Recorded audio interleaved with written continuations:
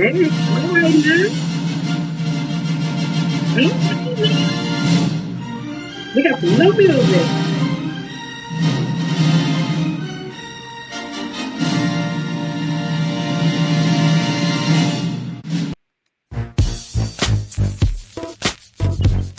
Lady K, are you ready? I know she ready.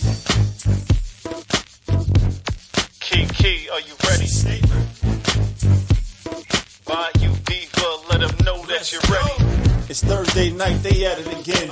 You got it locked into the ladies then. It's Lady K, Kiki too, plus the Bayou Diva. You know how they do. From breaking news to favorite food. She was popping in the city, hot topics too. They got advice for your issues. If you need to grab a tissue, just wait till a break. They may say something that'll fit you.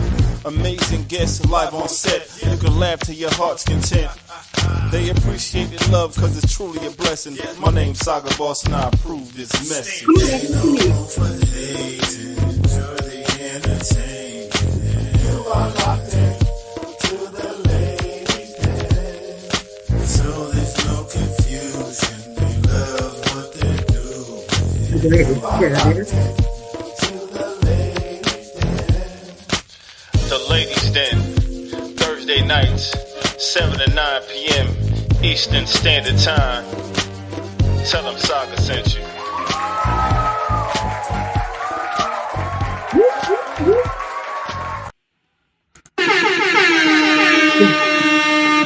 Hey, what's happening? Hey, what's happening? What's happening? What's going on?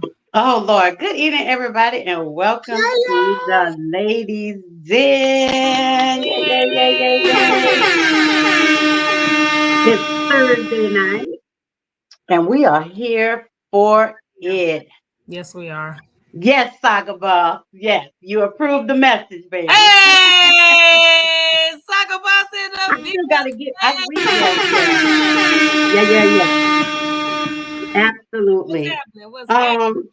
So today, you guys, well, before we get started, you all, what first, Nessa girl, what's going on? How was your day today? Like, what's up? Like, what's happening? Girl, well, today has been this week it's been cool. It's been cool. Started off right. I started off right, with Sunday and everything. At the mental health retreat. So that kind of kept me even keel for the week. Work is going pretty good. Getting prepared again to get back on the road. I'll be out and about next week. So I'll be doing this from another location next week. Okay. Yeah. Other than that, things are going pretty cool. What about you? Today my day was filled with being domestic, washing, cooking, cleaning, very, very light duties because I can't do a lot. But yes, right. I was being domestic today. Okay. So yeah. That's about it. I'm in pain, but guess what? I'm moving. Yeah, I was in pain when I started, but I got to keep my house clean. I don't like no dirty house. I had to clean up. But so as you guys know, every week we feature a different beverage, alcohol, beer, whatever it is. Whatever. Since we have not been in a brick and mortar for a minute, and we won't be back into one until the beginning of next year. So we just been kind of talking about what we've been sipping on. As some of you know, if you've been watching us the last few weeks, I've been drinking this White Russian for, I don't know, maybe a month now. And you have. And I am finally at the last little bit of it. What? Kahlua has a great White Russian. Alcohol is already added to it. Here's my glass. I have a nice little drink here. So that's what I'm sipping on tonight. Try it out, y'all, if you like. Well, you gotta like milk because White Russian is just vodka, Kahlua, and milk. But Kahlua makes a whole complete White Russian in the bottle. So it sounds weird, but it tastes good. It is. It sounds weird, but it tastes good. Yeah, it's absolutely delicious, y'all. So what you drinking on tonight, Nisa K? So here's what had happened. So I was drinking. I was about to open my tea that we got in our goodie bag Sunday, right? And I was like, you know what? I want to add something to this. So J&J Liquor is literally across the street from me. So I hopped in my ride. Went to J&J Liquor to get what I normally get, which is Tito's, because I love vodka. As I was proceeding to the cash register, I'm walking past this guy, and he says, "Hey, ma'am, would you like to do a vodka sampling right over here?" I said, "Sure, I would." Absolutely. Absolutely. So I sampled it. It's called 360 vodka. The fact that I had Tito's in my hand, he said it's very comparable to Tito's with the taste and everything. So I ended up buying a bottle, and here it is. It's 360 vodka. I tasted their regular plain version, but I ended up buying this lemonade version right here because I was putting it with my tea, lemonade. Why not? Okay. So let me give you a little heads up about that tea. And y'all, she's talking about I Am Tea by Preston Coghill. And what she's drinking is a strawberry mint tea. So just a little gem for you. The strawberry mint tea makes amazing cocktails. It just went out of my head. Cocktails. The drink they make with the mint. What, julep? Mint julep? No. Oh, you talking about the ones I don't drink. That, yes. Yeah, that. It's gonna come to me. So they make great what is it? Come on, Saga, help us out. God dog it. Anyway, they make good doughs. They make good doughs drinks. So yeah, he has a line of teas. Actually, we're gonna get Preston on the show to talk about his teas, and he's actually in the process of making a alcohol line for the tea. So he's adding alcohol, yes, to all of his teas. He has an amazing rose lemonade.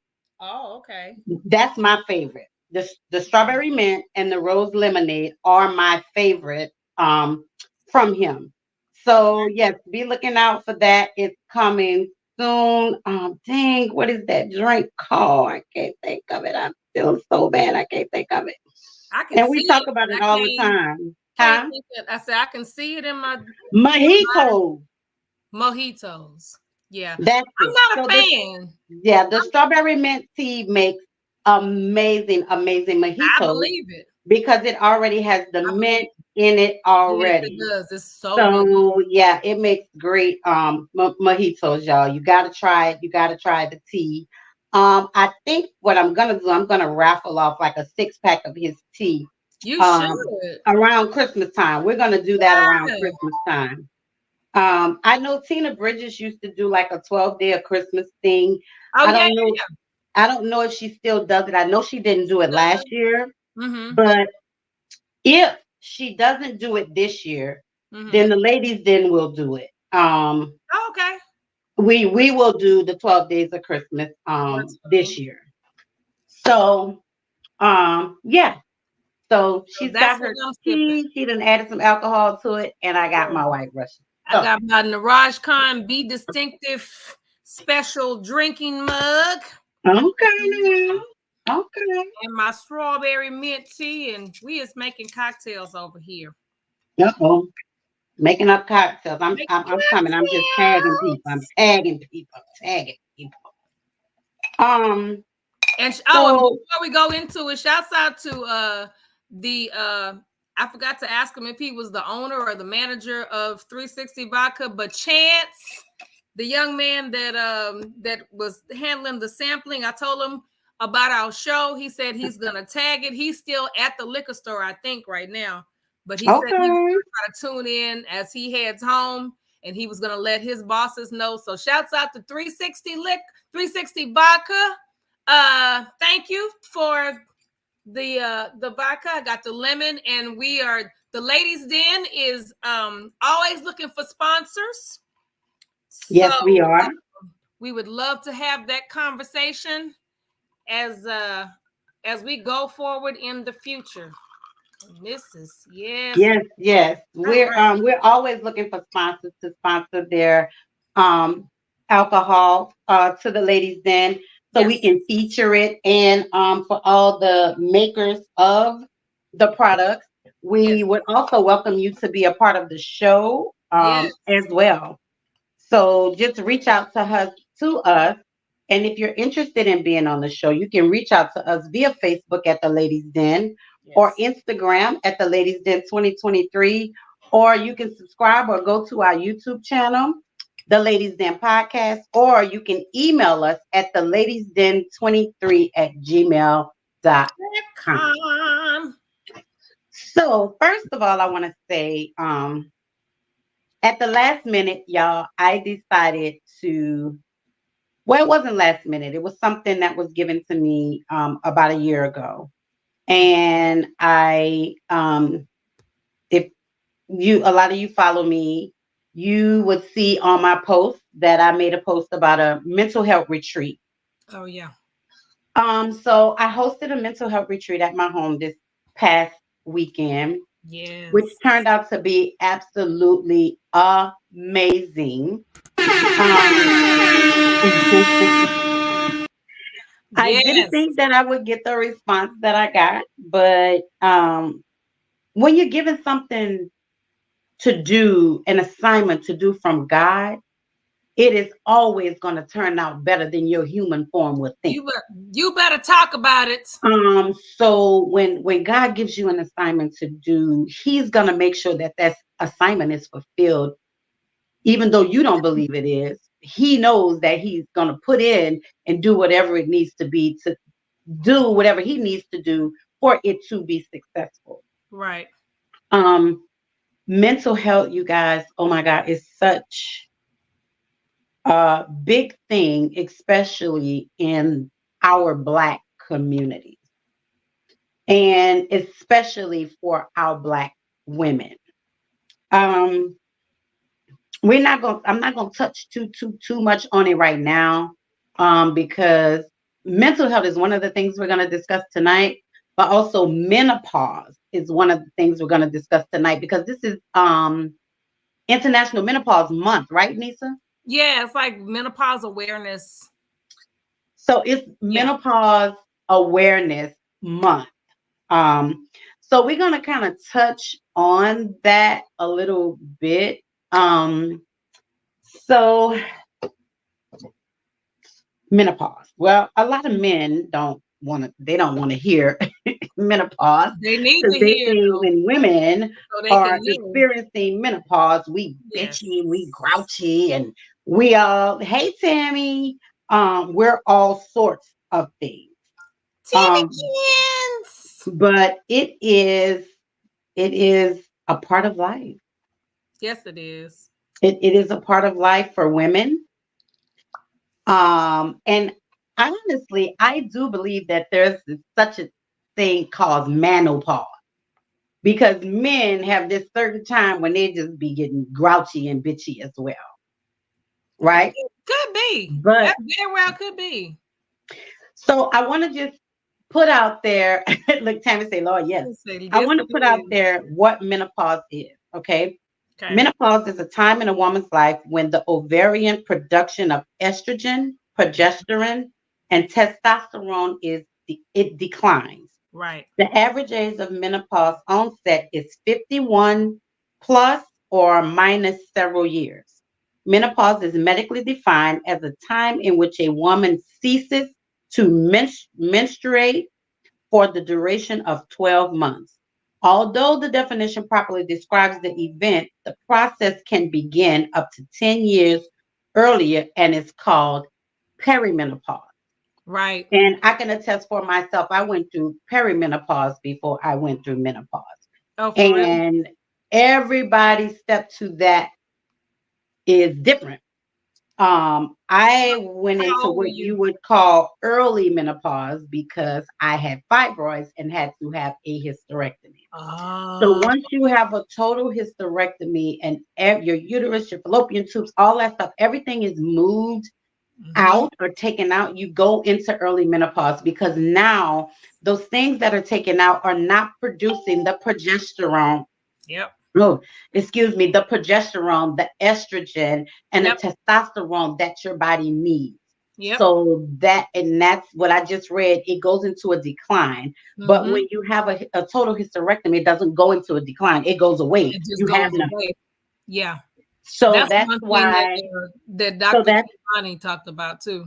Yeah, so that's why when most women have a total hysterectomy, they're automatically put on what you call a hormone replacement Mm-hmm. because your body is no longer producing those hormones, Right. right? Right. So I'm gonna read something else to you guys. It says long before a woman's menstruation Mm-hmm. stops, she will have already noticed the change. Over time, her periods will become shorter in length, and she will notice a loss of energy, a decrease in strength, and a loss of libido. Her mood is altered, and she may be more agitated, depressed, apathetic, and forgetful. While these are all symptoms of menopause, it is important to know that there is a bigger picture during this time. Your hormones are changing. You are experiencing, like I said, a loss of estrogen, Yes. progesterone, and testosterone. Yes. Yes. And look who So, done stuck in real quick. Look at that. hey, Look at that. Look at that. Look at that. Kiki in the building. She done snuck in. So it does, it causes and a lot of women that go through this, it causes agitation, depression, and forgetfulness and different symptoms of menopause. Mm-hmm. So, that's why they say when we're going through menopause, we turn into Cruellas. Um, and unfortunately, I'm not going to say bad part, but another thing that happens to us when we go through menopause is we lose the interest of sex. Not everybody. Your libido doesn't function like it would if you've had a total hysterectomy because your body is not producing those hormones that stimulates your libido. Right. And not everybody, One. not everybody. I can't because I ain't lost mine. He's trying to leave. I ain't lost mine. But everybody's bodies function differently. People function differently. So, and the reason, well, not only that it's Menopause Awareness Month, Mm-hmm. for me, menopause contributes to mental as well. It does. So for me, it goes along with the mental health portion of what we are going to talk about tonight. For one, because depression, and I can tell my story that I had fibroids removed. I had where it cuts the arteries off, a UFE, a uterine fibroid embolization. I had that. I had the fibroids removed 3 times, Mm. and I did all of that because in my mind, this is only me. I can't speak for nobody else. In my mind, I felt like I wasn't going to be a complete woman without my functioning female factors Mm. because I was born with it. So I feel like God gave it to me. Why should I get rid of it? Mm-hmm. So, my doctor who did the 3 fibroid removals, after I was told that the UFE was supposed to last 10 years. Uh-huh. My UFE lasted 9 months. Oh wow. So it doesn't work for everybody. And for a uterine fibroid embolism, what they do is they cut off an artery, not cut it off, but they clamp it off so Yeah. that your blood doesn't feed the fibroid Right. because it makes them grow. And that's when you get a whole bunch of them in different sizes and things like that. So I tried that. That was my last resort. So when I went back to my GYN, she was like, I don't even want to talk to you unless we're talking a hysterectomy. Oh, and wow. I explained to her the same thing that I explained to you guys. I want my parts. I mean, God gave them to me. I don't want, and she said, I'm just going to be honest with you. Those parts are only used for reproduction. If you are not having any more kids, then you don't need it. That's not Because it's just going to be there and you ain't using it anyway. So that was one way to look at it. And for me, I was 40 something. I'm 40 something. Well, I was like late 30s, almost 40. And I was like, no, I don't want it. So I left. I didn't go back for years. 18 to be. Hey, Tina, I didn't go back for years. And when I did go back, I was like, okay, I finally got in my mind. I have to do this because the cycles were heavy. I mean, just a mess. Just everything was a mess. And I tell you, it was the best thing that I ever did. Hey, Tina, tonight we're talking about menopause and mental health and how they correlate. Yeah. So the thing for me is the estrogen, I don't, my doctor prescribed me estradiol pills for the hot flashes and all that stuff. For me, I didn't take it. I don't take it. Estradiol causes breast cancer. Breast cancer. Too much estrogen causes breast cancer. Right. So I was like, no, I don't need that because I'm not taking it. I don't want to risk it. Blah blah blah. So I don't take anything. I just put on my fan and deal with my hot flashes. But everybody's different. I know a female that had a total hysterectomy and she don't have nothing. Like she don't have no hot flashes. Actually, her sex drive has increased. So it just depends on the person. Yeah. So yeah. You ladies got anything to say about that? I currently have fibroids. And a couple of years ago, what are we in 23? So year before last, I had to go get a procedure done to get rid of it wasn't a fibroid, but it was a polyp because I had a lot of extra heavy bleeding. Like I just wouldn't stop. And I don't eat no. I'm sorry. I don't eat no kind of nuts. Tina, none of them. I don't like eat nuts for hot flashes. And no caffeine and no alcohol. No I don't do the caffeine anymore. But the alcohol, now you acting a bit much. I'm drinking a white Russian right now. Well, but that's a bit much, Tina. My doctor, my gynecologist was once she showed me how many fibroids I had, because I'd had them for a while and didn't even know it. Mm-hmm. But because of the extra bleeding, they had to go in because trying to find out why the hell I wouldn't stop. Right. And so she found them. It's like 3 nice big ones right outside the uterus. And she was like, well, we're going to get rid of this.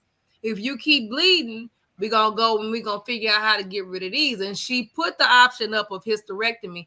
I had the same thought that you did of, I really don't want to get rid of them parts. No, I'm not using them. No, I don't even have any children. Right. However, I have enough other ailments going on with my body.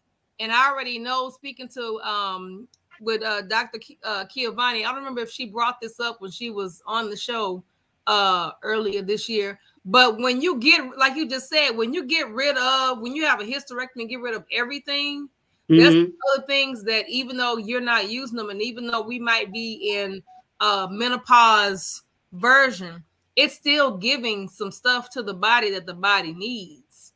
And you get rid of it, then you're going into extra stuff. I don't need no extra stuff happening. I already got stuff happening just on my own. So she was like, you want to do hysterectomy? And I was like, no, I do not.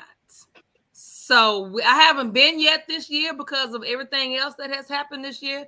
I need to talk to Harry. But anyway, I'm going to go see what's happening in the nether regions and see what my doctor says, because they've been sending me notices. Man, we ain't seen you. The year's almost up. Yes, I'm coming. I just don't know when. I done ran out of money. People tried to kill me over here. But anyway, when it comes to menopause, like, I do get hot flashes. I get the hot sweats and all of that, but I'm just have to figure out some way naturally to do it. I don't want to get the prescriptions. I don't want to have no more surgeries. I don't want to have none of that. Well, they're saying like the hormone therapy relieves you of like the weight gain, the irritability, the loss of sex drive, the vaginal dryness, the night sweats, the trouble sleeping, the urinary incontinence, and the depression. So we really do need those hormones We do. replaced. Yeah, But for me, I can't. I can't do it. I can't. I don't need it. Yeah, no. Yeah, I don't. As far as the sex drive goes, like I will say, like I lost it in the way that, like, there was a time, back when I had a dude. I'm Hey, sincere. ready, just always ready. But then I got to a point where I was like, okay, I would have to like boost myself into it. Like, yeah, yeah. But there's no dryness. Like, it's not, that ain't happening. But just, the whole always wanting to do it, yeah, that went away. I don't know. If anybody who's joining us tonight, sincere, hey, we're talking about menopause and mental health and how they correlate. One is the depression. And when you're in menopause and you are depressed, it brings on a whole different ball game because there are other things inside that you're already depressed about. Yeah. Things that could be going on in your life, things could be going on at work, things could be going on with the kids. So it's like an added stressor. Yeah. It's like an added stressor. But I mean, as a nurse, I suggest that everyone who has had a full and total hysterectomy, get your hormone replacement therapy. It's really imperative that you have it. It really is. My doctor wanted to give me the estradiol pills because I am allergic to adhesive. Okay. Any adhesive, I don't care what it is. I can't do band-aids. Unfortunately, when I had the surgery on my neck, they had to put the leads on me for the EKG and all of that stuff. And when they took it off, my skin came off with it. Oh, Jesus. So, I mean, I can't do nothing. Don't put no glue. I can't do any of that. Anything that has an adhesive on the back of it, I cannot do it. I'm allergic to wear adhesive. Lashes. Because that's not it's not an adhesive, it's a glue. It's different. Okay. It's different. Okay. But yeah, it's different. It's not the same. So I can do the lashes, but I can't do no like tape and stuff. No tape, Wow. no band-aids. Like when I bleed, I can't wear band-aids. I have to hold it, a cotton ball or whatever it is.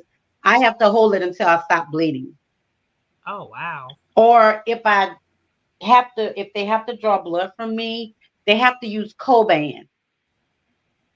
And Coban is that little stretchy stuff that they wrap around your arm when you donate blood. Yeah. That's the only thing I can use because it has no adhesive on the back of it and it doesn't stick to my skin.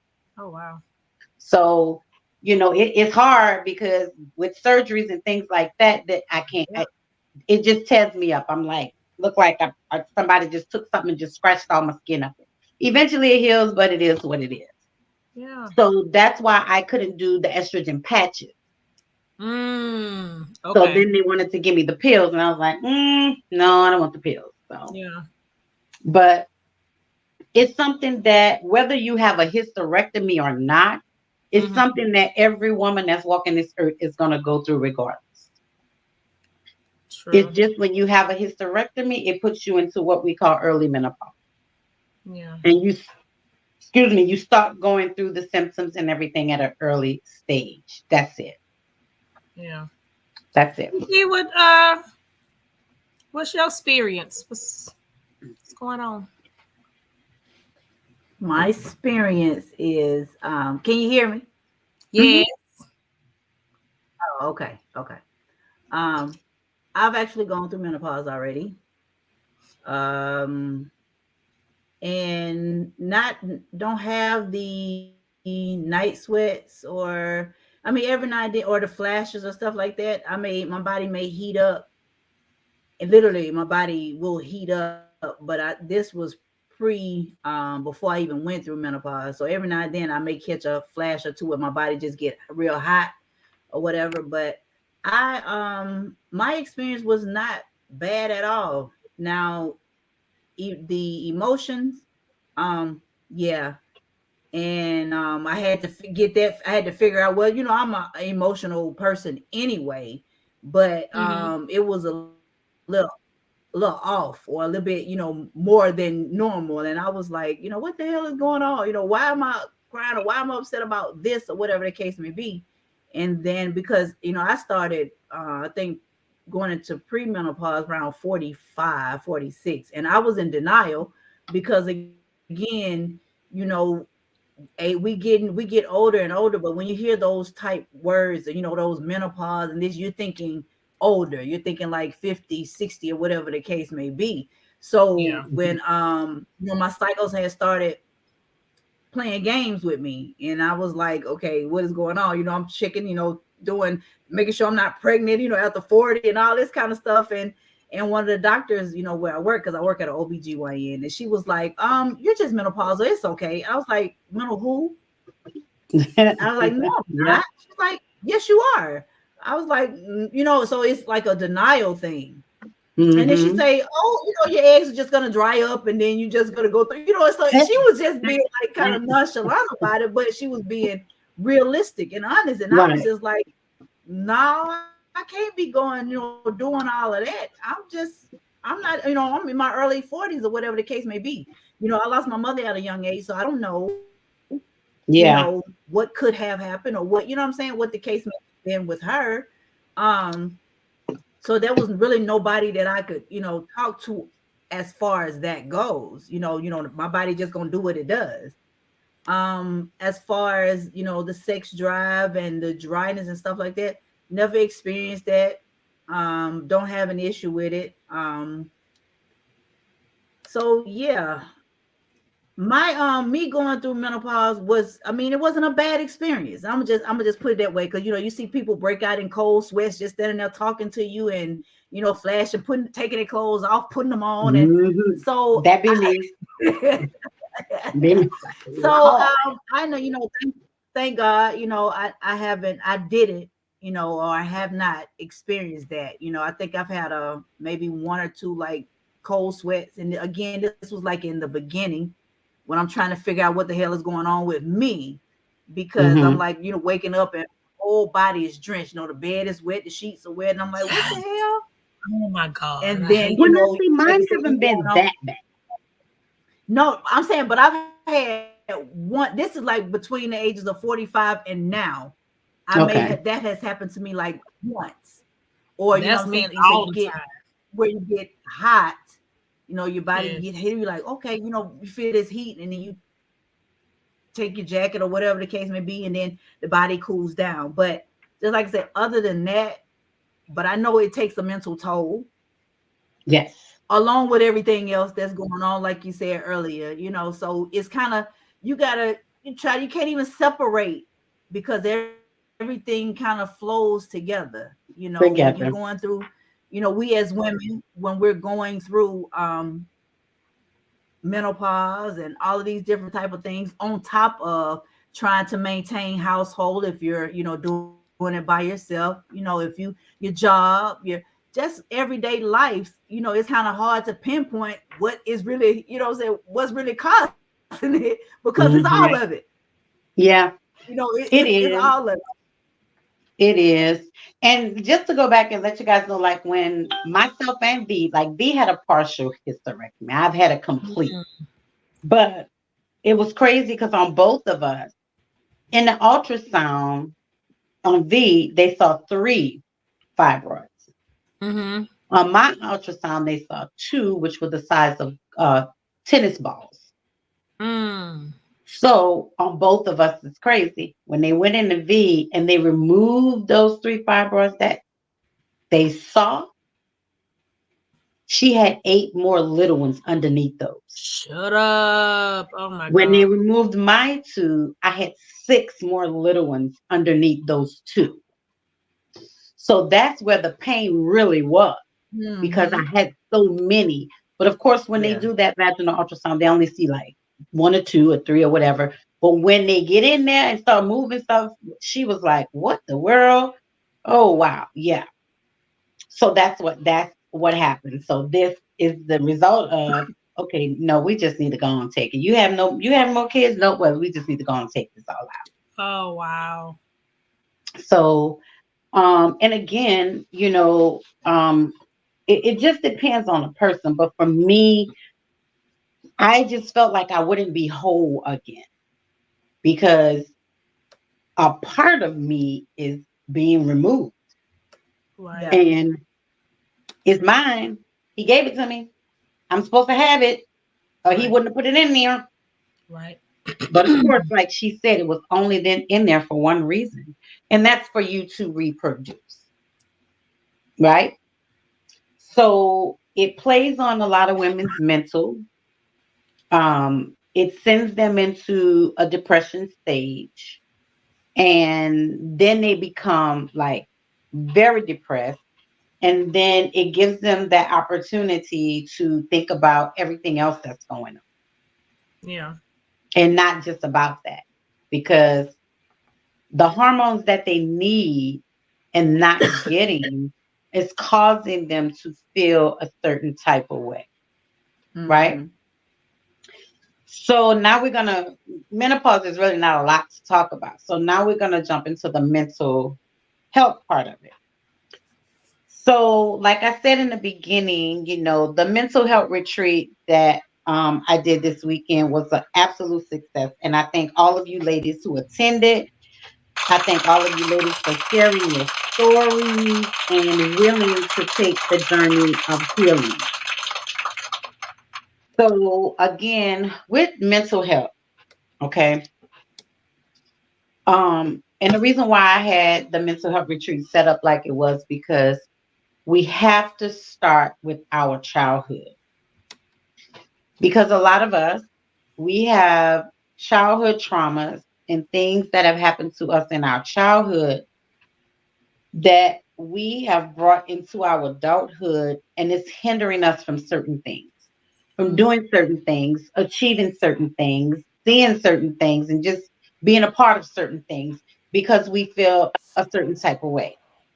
So we have to dig deep. And I said this on the live yesterday. We have to dig deep into ourselves, to go into our childhood, to make sure that if something we experienced in our childhood is really affecting our mental, right? Yep. And everyday life affects your mental, because as long as you're using your brain and it's moving and it's working and you're seeing things, you're hearing things, you're talking about things, it's a part of your brain. So like Tanika said, one thing's for certain and two things for sure: protect your mind. Yep. If you do nothing else, protect your mind. So in order to protect your mind, you have to make your mind healthy again.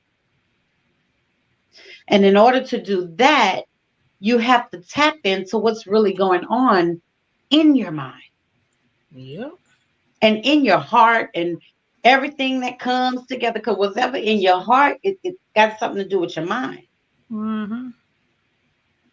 Because you can't just love somebody with your heart and they ain't in your mind. It just don't work that way. Because your mind got to know who it is so your heart can love it. They work together. Thanks. So everything we do is operated with our mind. And here's a little medical tidbit if y'all didn't know. The right side of your brain operates the left side of your body. The left side of your brain operates the right side of your body. If you did not know that. Yes. But at any rate, your brain operates your whole body. Right. So when you're feeling depressed, when you're sad, when you're angry, when you're stressed, when you just want to blow up the whole world and all of this stuff, do you ever realize how much in pain your body is? Stress. Your mental causes pain to your body. Unless you like me, you broke up from accidents and stuff. That's just real pain. But your brain can cause pain to your body when you don't even know it because of your stress. And just like I tell my patients, do you know stress can kill you? Stress will take you up out of here quicker than a bullet will. Quicker than a heart attack. Quicker than a heart attack. It will take you right up on out of here. And your family will be wondering, like, damn, she was healthy. She didn't have nothing wrong. She didn't have no heart problems. She didn't have no diabetes. She didn't have no high blood pressure. What the hell happened? She was stressed. That part right there. The hell out. And it will get you to the point of the pain in your body where you literally will not be able to move.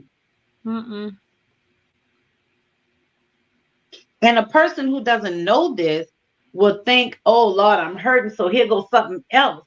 But no, it's the stress that you're dealing with and the stress that you're going through that is bringing this pain on your body. So now you have to work on your mental. Pressure busts a pipe. It sure will. And it do. It sure God is. It sure will. And I'm a living witness of that. Just experienced something a couple weeks ago. You ladies already know, but never have I ever had a problem with my blood pressure, things of that nature. Never. You know, go to the doctor. You know, I may, you know, they may tell you may be a little overweight or whatever the case may be. You know what I'm saying? But never, you know, having to deal with anything. And then just a couple weeks ago, I had to do a medical exam for some paperwork that I had to take care of. And what I did was I was already under quote unquote stress. But then I left my job. I said, well, I'm gonna go and run over here and take care of this errand, and then I'm gonna come back and go to the doctor, do what I need to do. Well, I get all the way over there and they were closed.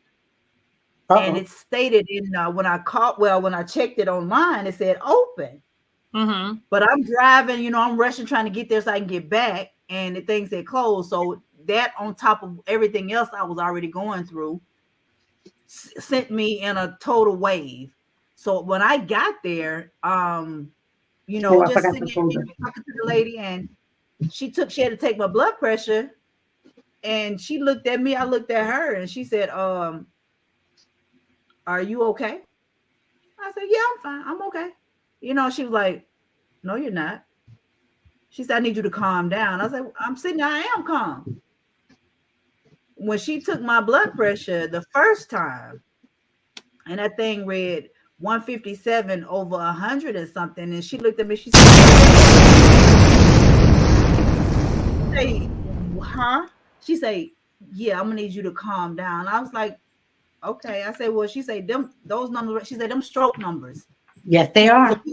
So but and then what she did not do, which I found they say you're supposed to sit down, lay down, and stand up or something like that, take them in 3 different positions. Well, we was sitting when she did this.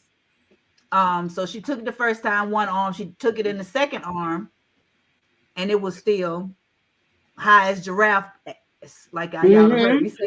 I was like, nah, this ain't. She was like, listen, what I need you to do, she said, I need you to think of this, think of this, think of that. I need you to come back, because right now, she said, we might have to send you across the street. And I'm sitting there looking at her like, yeah, right. I'm like, no, we're not doing that. so it came down a little bit, before she let me go. But I was like, and it scared the hell out of me because, for one, that's never happened to me before.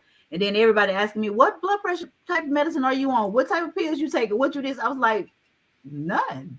I was like, this has never happened to me before. But I knew then that it was because of all of the things that mentally that I had been going through the weeks prior to.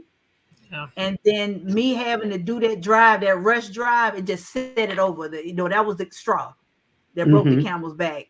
I was like, had I known that, I would have canceled this appointment because, it was very important. Especially the blood pressure was very important. And I know that. So, I, as in experiencing it, know that, we definitely have to take care of our mental because it will, it all correlates together. You know what I'm saying? Your mental, like I said, that's the only way your body gonna function. If your mind is right, your body is gonna function properly. If you're not right mentally, everything that you could think of, even the little aches and pains and the body aches and stuff that you have, can come from stress. Yep. It's true. And too much of it, like you say, at the end of the day, will take you out of here. And Lord, I know it ain't on me, but I got shit to do. And I'm just not ready. I'm not ready. That's not how I want to go. Let's just put it that way. Yeah. I don't want to be said that she went because she was stressed the hell out and she meant, that's not what I want. So, you know what I'm saying? At that point in time, and leading up to, the retreat, it was just, the head, it was something that needed to have happened. And I needed to be there. And I'm glad that I was, still having to do, homework. I still just really, because I was trying really, just being honest, I didn't do a whole lot there as far as writing stuff down, whatever, because I'm trying to take everything in. Yeah. Because, you know what I'm saying? I can't just say, just jump. And that's just me. I know they say, well, I need you to do this. I need you to write this. I need you to do this. But I need to comprehend it. I need to understand what it is that I'm doing, what it is that I'm preparing for. And I need to do it in the comfort. Not that I'm shying away from the ladies in the group, but I need to do it in the comfort of my own home, where you got that space and that time to sit and say, hey, let's take a look and see what it is. Well, that's why I suggested that let us take this home.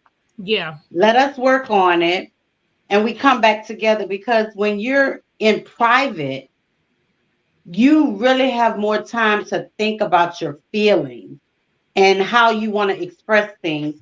Because I know for me, this don't apply to me because I can talk to anybody in front of anything and anything. But, I feel like when I'm answering these type of questions about my personal and what's going on with me, I feel like if I don't have the noise,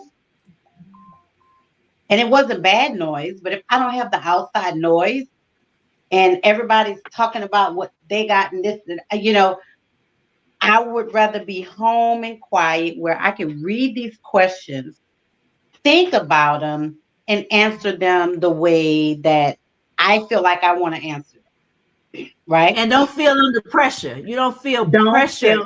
Don't feel pressure. Right. Yeah. So, yeah. Right. So that's why I suggested, hey, let us take this home. We're going to come back for part 2. Yeah. But, it's so crazy. V made a joke out of it because we were talking about setting boundaries. And only thing that stuck with me is when she said, you can't get mad at somebody at how they treat you if you haven't set a boundary with them. If you didn't tell them how you want to be treated, absolutely, what you expect from them, absolutely. Why you mad? Yeah. Yeah. Absolutely. Of course, I was talking to V because she was like, "Well, you didn't get my purple bag," and I was like, "Because you wasn't there. You was inside." So she said, she was like, "Okay, so I need to start setting boundaries moving forward." She said, "So that means I got 3, 4 phone calls to make." And I was like, "Who you calling? My sister, my brother? I'm about to set some boundaries." He said, "First, I'm gonna start with you." I was like, Oh, "Oh, wait a minute. What talk about? I don't want no eating in my car. You every time you drive my car, you better put some gas in it. And when I come home, I want my meal and my dinner waiting for me." I was like, "Oh, now you crossing some boundaries, boo." Okay. So she was just trying to make a joke of it. But in all honesty, like I said, I know you joking, but you're still setting boundaries with me. yeah. And whether you joking or not, though, that's for real. You don't want me eating in your car, I'm not gonna eat in your car. You Right. know, Absolutely. but if that's what you expect from me, then you need to let me know that. And she was like, "Well, I'm really not playing about that one. Don't eat my damn car." I was like, "Okay, I hear you loud and clear. I can't be mad Can't because be. you Right. just told me what you expect of me. Yep. So Right. I can't do nothing but do what you ask." That's right. There you go. Right? So, Yeah. and the thing about it is what I've been thinking about and going over this boundary thing.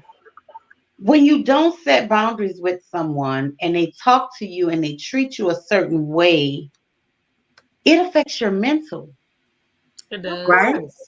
Because well, I didn't think about it like that at first until she said, "You can't get mad." That's But That's what when I'm I ready to say. Yeah. Yeah. right, but when I thought about it, it's like it affects your mental because here you are saying, "Well, why's she doing that? Well, Or I've she been there should. for her. Why's she talking about me?" And then it's the thing of like we also said, they should know. She should Right. know. They should know. And How do they again, like I know? said, we can't assume. Because, Right. yeah, we feel that because I'm around you guys 24/7, 25/8. Y'all know pretty much how I move and how this and how it is and how that. But you still cannot assume Yep. that, what I'm saying, because you still can't assume. And that's just being real. That's just being honest. Yep. Like I explained to her, you know, when you meet somebody and you're trying to get to know somebody, Mm-hmm. you don't want to just jump out there and say, "Well, this is what I expect from you." But like she said, if you don't set those boundaries, Mm-hmm. and a lot of people just don't think about boundaries. When you meet people, you don't automatically think about, "Oh, well, I need to let her know up front, what I expect." Mm-hmm. You don't think about that. You I really think don't it think about depends. I think it depends on the type of situationship or relationship that you're trying to have with this person. it. Mm-hmm. Because if it's a relationship type thing, whether it's friendship or whatever the case may be, Mm-hmm. then if you're trying, like you said, you're trying to get to know the person. So maybe not on the first date, you saying, "Okay, this is what I'm expecting," because you're Right. trying to get to know. So, but once you start to get, mix and mingle and become comfortable, and you all start to be in each other's spaces, you will start to see certain type of, what I'm saying, different things where you may do something a certain type of way, and I'll take it aback and be like, "Wait a minute." Yeah. Or, what I'm saying, I may do things certain way, you be like, "Oh, hold on." Right. And then we can start to set those boundaries, at that particular point. Because yes, you set boundaries with everybody, but that's Right. when you're coming across. I don't have to set a boundary with a stranger unless he's in my space. Right. You know what I'm saying? If we standing in the grocery line and he too close up on me, he's in my space. So Right. you're gonna move. And then if he move a Mm-hmm. little closer, then you're gonna be like, "Hey, hey, hey." You know what I'm saying? Back up. You set the boundary down. So that type of Right. boundary, yes. Right. But like you said, Well, I think there are certain times, yeah. Mm-hmm. in particular, when you need to set those boundaries. But yes, we do have to set them We don't think And about them, but we do right. have to set them. But Like when I walk in Kiki house, I walk in taking my shoes off because they're everybody's shoes at the front door. And so yeah. that boundary is that you do not walk in her house with your shoes on. And Well, she has socks, so you can put socks on too. well, when That's I a was thinking boundary. about the setting the boundaries, like when I first met V, I'm realizing now that I set boundaries with her because when I first met her, I said to her, I'll never forget, I said, I've always told people what I want. Mm-hmm. So I'm going to try something different with you. I'm going to tell you what I don't want. Oh. And that's how we started our relationship. Because I was like, I don't want this. I don't want that. I've always told guys when I was dating guys, and even when I was dating a couple of girls before her, it was always like, well, I want this and I want that. And this is how I want to be treated. And this is how I want this. So early on, I did set boundaries with intimate relationships, not with friends and family and stuff like that. And when I met V, I told her, I said, I want to try something different with you. I'm going to tell you what I don't want. So I didn't even realize then that I was setting a boundary with her at that time because I knew about boundaries, but I just never thought that it was something that I had to do. But I just felt like, okay, so I'm going to tell you what I don't want. I Right. was telling everybody what I wanted. Them relationships didn't last at all. So now let me try something different. Maybe this one will last. Let me tell you what I don't want. And here we are 23 years later. Oh. But, and like I told Tanika, my problem with setting boundaries is I don't want to hurt anybody's feelings because I'm not that girl that I say what I want and I don't care whether it hurts your feelings or not. But now I'm realizing when it comes to me and my feelings, some people don't care. So now moving forward, even if I do have a friendship and a relationship with you, when I see you the next time, you best believe I'm going to set some boundaries. I have to set boundaries now. I just do. You have to set boundaries. That's true. You do. Whether they like it or not, I don't know. Whether you'll lose some friendships or not, I don't care. If they can't go by your boundaries, then you don't need them. Then they're not real anyway. It's not genuine because we should be able to genuinely have a conversation with one another and talk to you about my feelings and my boundaries and you not get upset over what my feelings. Right. You know what I'm saying? If that's what I'm expecting, see, it's the expectation of it. If I'm Yeah. expecting you, it's what we expect. And a lot of times we expect more than what the person can give us. Yeah. And then we're mad at them for not meeting the expectations that they really can't give us. Right. And that's only because we didn't.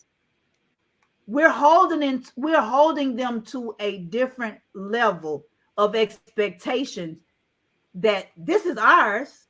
This is what I expect.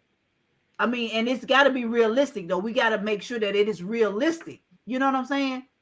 But if we set in this bar, we got to make sure that they're at a level to where that they can exceed or, they can meet it. And if they don't meet it, then you might need to look at some other options.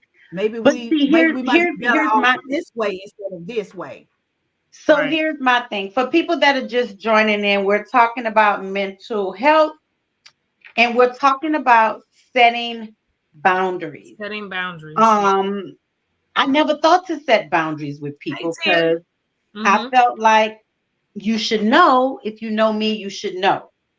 So what we learned at the mental health retreat is you can't expect somebody to know how to treat you if you don't tell them. Don't tell them.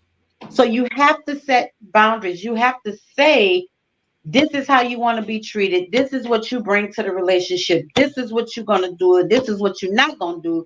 And this is how I expect you to treat me. This is how I expect you to talk to me. And if you don't do that, you don't set boundaries.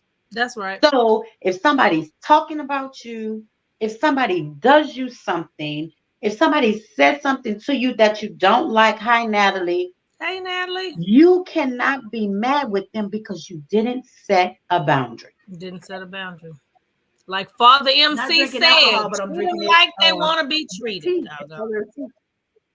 It's Treat them really good like too. they want to be It treated. is. Nisa drinking hers too, but she added a little vodka to hers. Yeah, shouts out to what it was, vodka, Preston. 360 vodka. Yes. So always looking for sparks. We have to set those boundaries, and I think if we set those boundaries with people, we would be a lot better. Our mental health would be a lot better, and we have to, this will be a lot better. And another thing that we learned is protect your mind and protect your peace at all costs. At all costs, at all times. At all times, yes. So, and then we have to take time for ourselves, and that's something that we talked about. Yeah. And that's the little gem that I said I was going to share with you guys that we learned in the retreat this past weekend. Mm-hmm. So we were given a form, and the form said things that are on my plate. Yes. So you want to write down everything that's on your plate, meaning everything you do on a daily. Like you got to get up, you got to get the kids ready for school, you got to pack their lunch, you got to pack the husband lunch, you got to iron his clothes, then you have to prepare for dinner, then you have to prepare yourself for your work day. You got to eat breakfast, you got to get ready. So all of these things, you got to factor in football practice, cheerleading practice, Tai Chi practice, or whatever these kids are doing, basketball practice, swimming lessons, piano lessons, and all of that stuff. Then you got to factor in your doctor's appointments, their doctor's appointments, the husband doctor's appointments. All of that stuff you have to factor into everything you do. And those are all the things that are on your plate. Right? Yes. Mm-hmm. So then we have this little form here. I'm going to hold it up. I'm see if y'all can see it probably. Yep. Yeah. So then you have this form that says the things that are expected of you, the things are optional for you, the things that are important, the things that are necessary, and the things that are vital. So you got to take all those things on your plate and put those things in each column. Is it expected of you? Is it optional for you? Is it important for you? Is it necessary? And is it vital?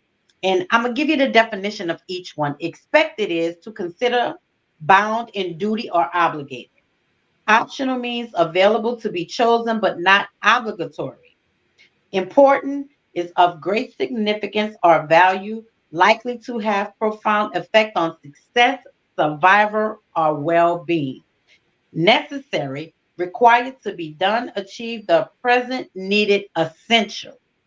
And vital, absolutely, positively necessary. Right. Or essential. Right. So once you place all these things where they need to be, first of all, your optional and your expected are going to be the ones that you need to get rid of so you can have time for yourself. Oh, Jesus. Period. Did you guys do your list yet? I actually did mine at the retreat. Yeah, I did mine there. I did mine there too. Sunday. I did mine here Sunday. To be honest, there's a lot of stuff that for the first time I set and made myself think about it, because there's a lot of stuff that I have like pushed back to the back, and it's just there because I just been kind of moving in a doggone I will survive mode. Because if I stop and think about all the other crap, like I would just not be motivated to move forward. And I'm not trying to be morbid, but I'm just saying. Yeah. But I took that time, even though I didn't. There was a little part of me that was like, "Get him to say something," but majority of me was like, "Nah, nope, not saying nothing." But I did take the time to write a lot of stuff down, especially when Tiki had us do the letter to our younger self. It made me like revisit some stuff that I hadn't thought about in a long time, had forgotten about. And so I might have to do that burning session a few more times. Yes, we will. We will. Yeah, I did that, and I have my mental capacity jar at my desk, and I have my timer at my desk, and I really do kind of do that exercise when I go to my desk and sit down and start working. It's like, okay, these are the things that I know for sure I have to do to make it do what it do. Right. But yeah, this is very good exercise though. I'm sure at some point my lists are going to change. Absolutely. And it's probably going to change like weekly, because every week we have different things that we should do. Right. But my main focus is taking some of this stuff away so that I can have time for my mental, to make my mental healthier. Yeah. Right. So we just, and a lot of times there might be something on my important list that a counselor or a psychiatrist might feel that is not important, because we all view our things differently. Yes. So for anybody that's logging on right now, I see a couple of people just logged on. We're talking about mental health, and we're talking about taking time for yourself, because you have to make your mental health healthy in order to help someone else. Yes. And I was dropping a little gem on everybody about an exercise we did this past weekend at my mental health retreat. And I'm gonna hold it up again so you guys can see. So what it is, it's about the things that are on your plate. Again, it's about, getting the kids ready for school, you getting up, getting ready for work or school. You got to get the husband ready. They got soccer practice, football practice, basketball practice, cheerleading, karate, swimming, music, piano. They have all these lessons, all right? And along with everything else that you have on your plate to do. So what you have to do is make yourself a column, several columns. And you're going to you got your expected, what is expected of you, what is optional for you, what is important for you, what is necessary for you, and what is vital. So you're going to separate those things, and more than likely your expected and your optional is things that you can get rid of to have more time for yourself. That's right. Yeah. You have to have time. You have to take time out for yourself. And we as Black women, we don't take the time out for ourselves because we feel like, oh, like I told the therapist, I don't have time. Right. She was like, oh, you don't? Okay, I'm going to show you where you do have time. You said that. Yep. Because in my mind, in my world, I feel like I don't have time for me. Granted, I go get my nails and my feet done, but when I go with mom. So that's my time. But I want to be able to go when I want to go on my time. Right.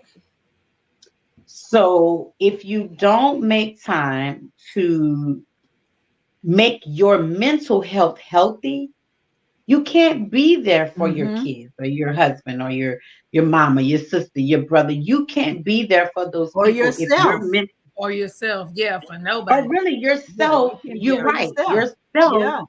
If your mental health isn't healthy, right? And you can't be there for yourself when you're going through depression and all this other kind of stuff, because mentally you have checked the fuck out. That part. And we do it. We do it and we don't realize that we done checked out.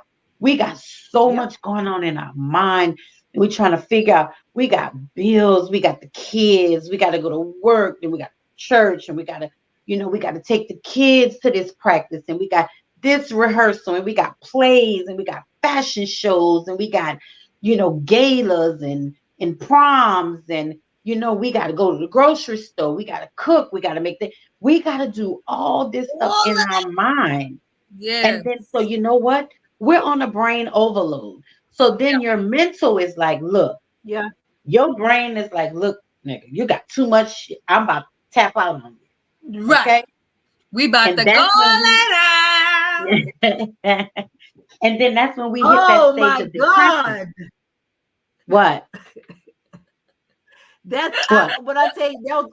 I watched them damn videos so much last night because I've heard people say that, but I ran across the person that actually, started that go lay down.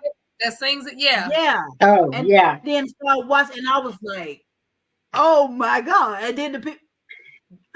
And so the thing about it is, like, when we talked about that mental capacity jar, like, you put what you can handle, and when that jar gets full, that's it. You leave the rest right there, because when you come back, them same things gonna still be there. Balls is there.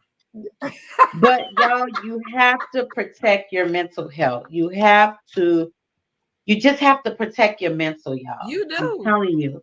And we as women, so many people depend on us to be so strong. Oh my and they God. know we can do this. And not only that, because the stigma has it that we're so strong and we can take on anything.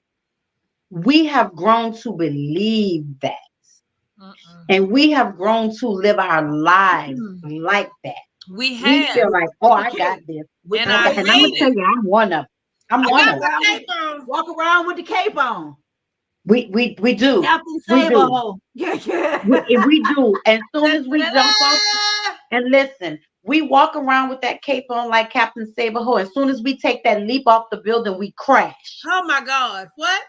And we just been hit with reality. No, you can't do anything. You can't do everything. Can't do it all. You cannot do it all. You can't do it all. You have to protect your mental health. Hey, Toy. You just have to protect your mental health, y'all, at all costs. I do. I am.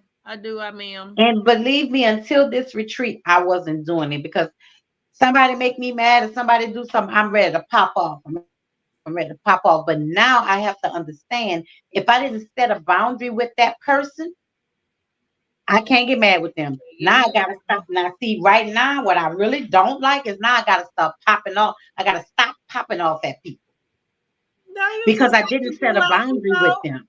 Okay, listen. It looks like we haven't set boundaries. Like popcorn, Toy. No, let me. Toy, no, Toy.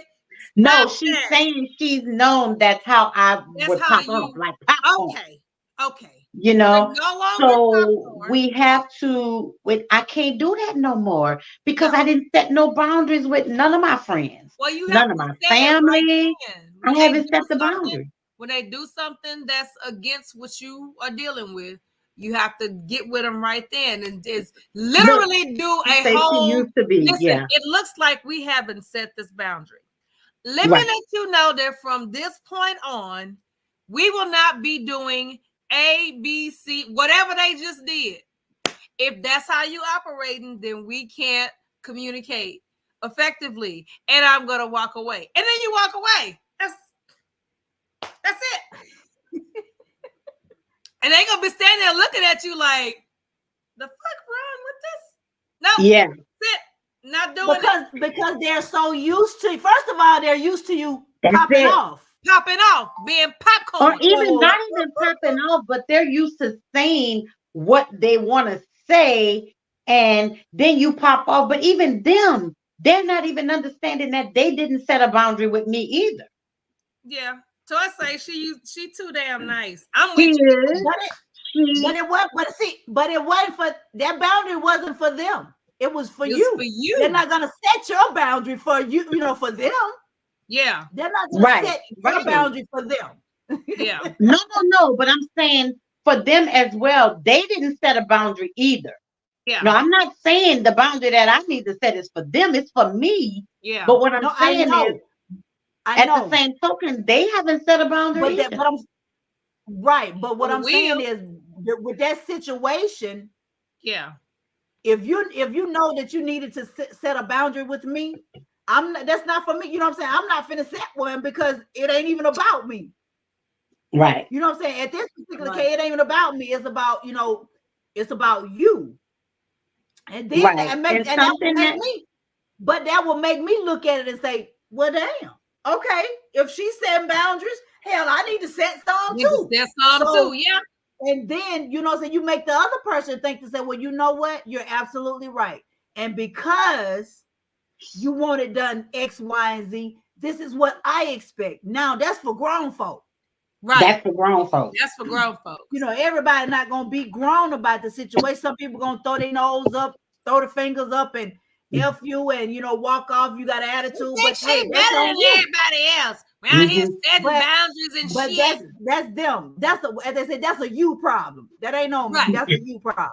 Right. And like she said, like she had in the folders, if you have no definition of or to yourself when you get into an interaction, the interaction will make you what it needs you to be. Right. Let me say that one more time. Hold on. Let me say that one more time. If you have no definition of or to yourself when you get into an interaction, the interaction will make you what it needs you to be.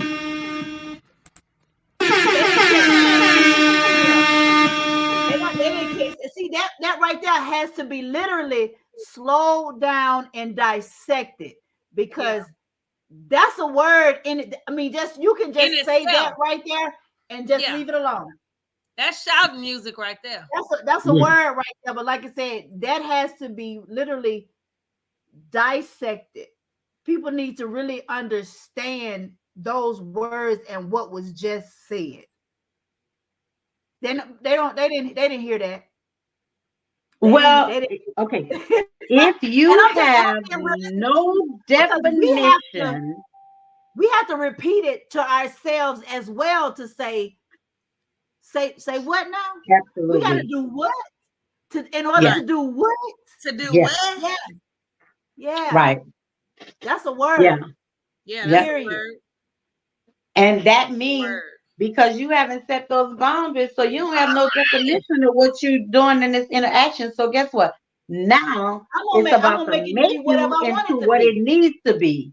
So then that means I need to pop off. So it's gonna make me pop off because I ain't had no definition from the beginning.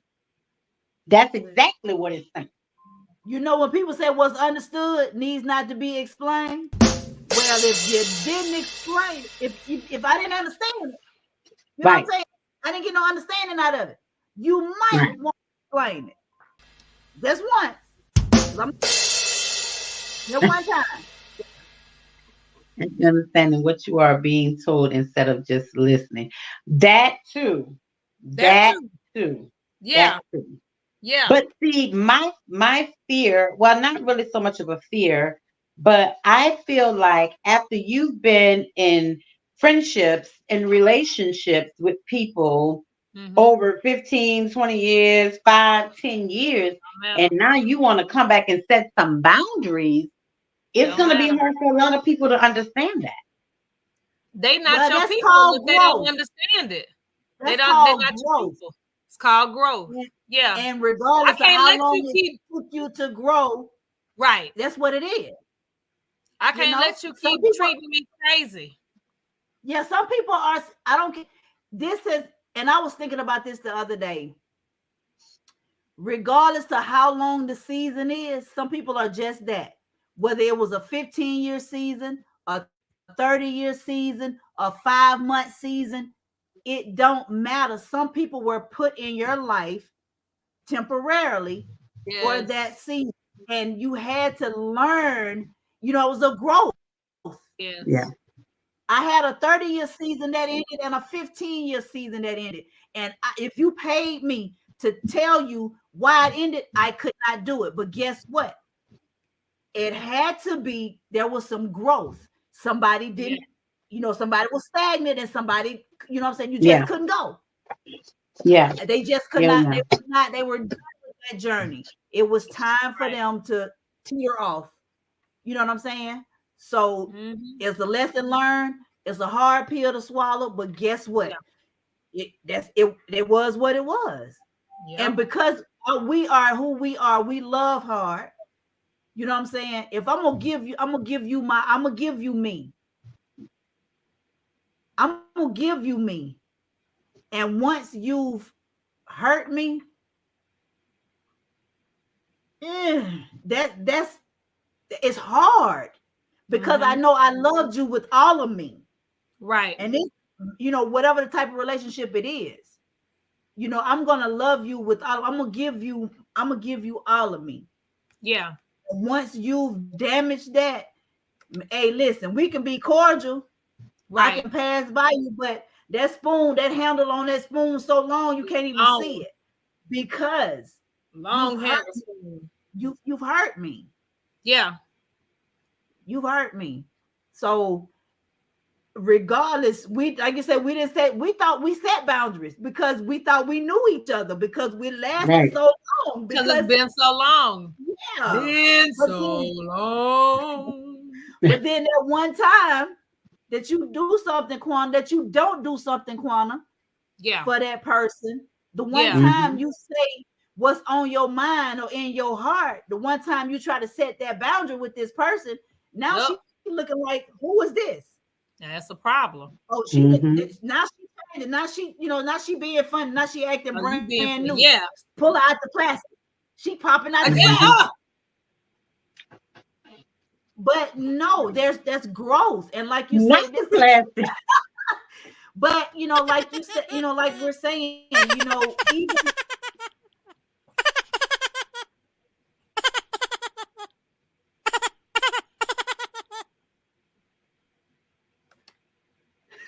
oh Lord. But yeah, Quana came out. Quana got pulled out. She came out the plastic. She acting brand new. 20 years later. 20 years later. 20 years later. Yeah, that's what Toy said. I'm weak. Toy said you ain't gonna be the same person 20 years. That's true. Yeah, you're not. But there's a lot of toxic stuff going on in relationships. Right, and it could have been in bed, like you say, they're mental. See, it's all mental. So I'm thinking that we good. I'm thinking that we girls, you know what I'm saying? We homies when all along you had this jealousy, envious spirit in you. Yeah. And because it didn't take it took something to happen in order for it to surface. For it to come out, yeah. Because it was dominant. It was dominant. As long as everything was going good, everything was going good. Right. There was no need for it. You know what I'm saying? But that one day. Yep, it all came out all at one time. And now you're looking at, man, this was 20 years of friendship. I did not know that this is really how this person been feeling about me all along. All along. Yep. That's the hurtful part about it. Yeah. That's what hurts. That's what hurts the worst. Yep. That's why you got to set them boundaries. Yeah. As hard as it is, you got to do it. Yeah. But, I don't know. I still have that fear of some of the people that I need to set boundaries with that I'm going to lose. Believe you me. Well, do you need them if you're that scared of losing them if you set boundaries? No, not really. That sounds kind of toxic. They're not adding any value. So, no, not really. But you just have those people that feel like they might feel like, well, we've been doing this for I don't know how many years. So why you Right. No, why you feel like the need Exactly. to do this now? Exactly. But again, there goes your growth. Right. You know, we shouldn't just be stagnant. You know what I'm saying? If we're looking for growth, but if you're okay with where you are, then you're okay with where you are. Yeah. What we learned Sunday was we're at a different where we at the older we get, we know how much more important our mental is. Yeah. So we need to grasp hold of that. Yeah. In this stage of our lives, these are the days of our These lives. are the days of our lives. Yes. Yeah. So, at this point in time, yeah, okay. Well, maybe it took, me getting to 52 and haven't going attending a mental health retreat for me to recognize and realize some certain Yeah. things. Yeah. Yeah. You know what I'm saying? So that's the Mhm. growth in you. Yeah. Absolutely. Amen. Amen. Amen. Absolutely.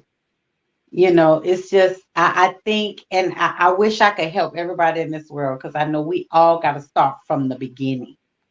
The And beginning. that is that childhood stuff that's going on, because a lot of times, like she said, we're angry at people, we start arguments with people, and it ain't even for them. It ain't even really for them. Well, and a lot of it do start from childhood, but some of it don't have to be in the childhood. Some of it could have happened in their adulthood. I mean, we Yeah, still, and it's all, I regardless, mean, we got just to get to the period. root. Yeah, Yeah. we got to get to the root. And again, that made a whole lot of sense, because I think if not, I'm gonna just raise my hand, because I know there's childhood trauma there. I know that as a child going through that type, excuse me, the type of trauma that I went through, there needed to have been therapy. There was no therapy. So I am still hurting, like literally hurting 44 years later. I am still carrying a cross. Everybody has a cross to bear. My cross is very, very heavy, and it does start from childhood trauma.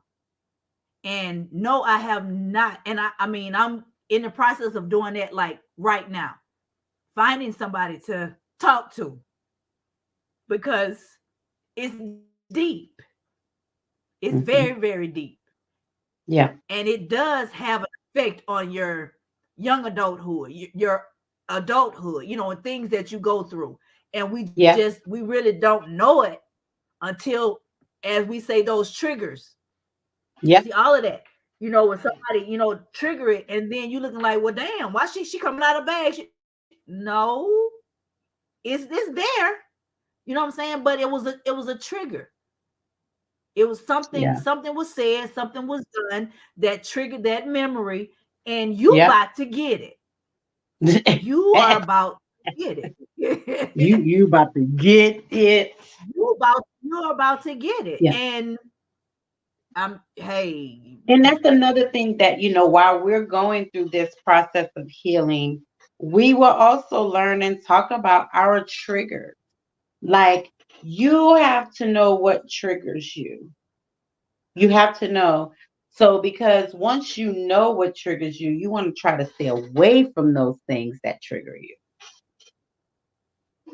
and even if, But and it's hard again, sometimes to stay away from them, but to know how to deal with them because if somebody, that that's just like that's somebody the pushing your button.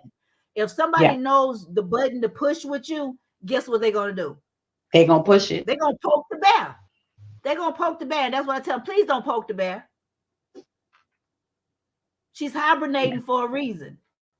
Please do not poke And then the you can bear. tell people that are just that evil that they'll do it just to see what you gonna do. Of course, of course, of course. And that's when you commence to whipping a bitch ass.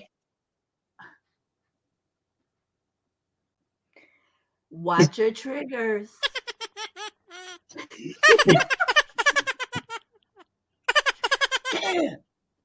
The commencement has taken place. Okay. Your commitment is on and popping.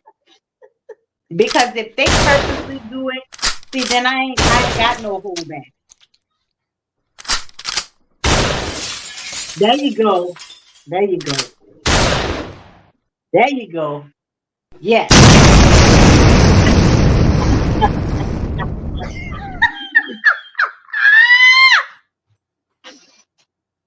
Oh my God. Oh Lord. Yeah, that part. That part. Look at Toy laughing. Yeah, that part. That part. Woo! Ah, I Amen. mean, Yeah. And there's nothing else left to say. that, look, I'm speaking. Right, that's what I'm saying. Ain't nothing else to say. There's nothing left to say. They got probably triggered. really, Got triggered for real. yes. That's a real trigger. That's a real trigger. Yeah. Hilarious. Oh, trying to keep my composure in this cigar line. Oh no! Let- Not in the cigar lounge, Soy. Trying that. So, Toy, we was also Puff, talking puff, about pass, one. before Puff, you puff, came pass. on, Not and fun. it's the last time I'm gonna go over this sheet. Next time, y'all got to be at the retreat. But we were also talking about, Toy, taking time for yourself so that you can protect your mental and you can make sure that your mental health is healthy. So what you have to do Yes. is you get a sheet of paper and you write down like everything you have to do, like your daily routine, like all the things that are on your plate, like getting up, going to work, going to the store, cleaning the house, cooking dinner, whatever it is that's on your plate, right? Mm-hmm. And so then what you want to do, I'm gonna hold this up again. So then what you want to do, you want to make a column of things that are expected of you, things that are optional, things that are important, things that are necessary, and things that are vital to you. So, and a lot of times when I was going over my list, I saw that a lot of things that were expected of me and that were optional were the things that I could remove so that I can make time for myself. Yes, y'all both need to do it. Y'all both need to do it. Okay, I got you. I'll inbox it to you. But you have to, and I came up with excuses that I don't have time. She So did that's when she skipped over and jumped into this immediately. about you have to make time. Yeah. Wait.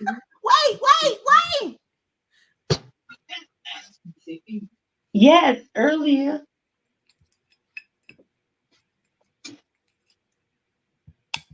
My Please. boundary is don't bother me when I'm on my show. That's right, B. What's going on? You know we live. Nisa say that's right, B. You know we live. But go Cowboys. But anyway, so might bring this up on our vacation.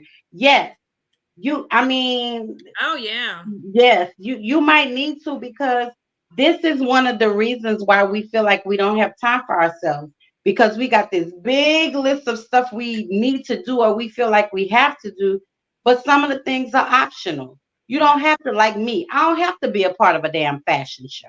I don't have to go to no gala. I don't have to do these things. Those things are optional for me. They are optional. And if I take some of those things out the way, then bam, here's for the fashion show. That's 12 hours of my time right there. Right. A gala, that's another 6 hours of my time right there. I Right. just carved out a whole day and a half for me. You did. Right? That's true. So I'm gonna send this list to you and I'm gonna tell you about it, but you have to do these things to make time for yourself. And when you're making time for yourself, that's the first step to protecting your mental. Because these things that are on our plate affect our mental because we're like, oh my God, I got to do this. I got to do this. I got to do this. And I got to be on time for this. And I got to be over here. But now I got this at 6 o'clock and this at 9. How am I going to get from one time town to the next side of town. By 9 o'clock, oh Lord, I'm gonna be late. Right. All that stuff is playing on your mental. Right. Right. It's playing on your mental. Which will cause you distress. Yes. Cause you to stress, cause you to go into depression, cause you to feel like you ain't worth nothing. Then you want to lay in the bed, you know, like Stephanie and no girl said, they ain't took a bath in 3 days. And you know, you start smelling, and then you feel like because you don't feel like it, then you ain't worth it. So all of those things play a part on your mental. It does. It does. It really does. And again, the stress, I mean, the stress will kill you. It'll put your body in so much pain till you like, oh my God, I'm just hurting. And here you running to the doctor because you're in pain. But it's in the doctor, you doing all that for the doctor to tell you, know what, you stressed out. You need to take some vacation days from work, or you need to sit down before you have a heart attack. So I'm gonna give you 3-4 days off from work. Right. So either you can protect your mental stress again because some people can't even afford those days off. That's why they don't take them for themselves.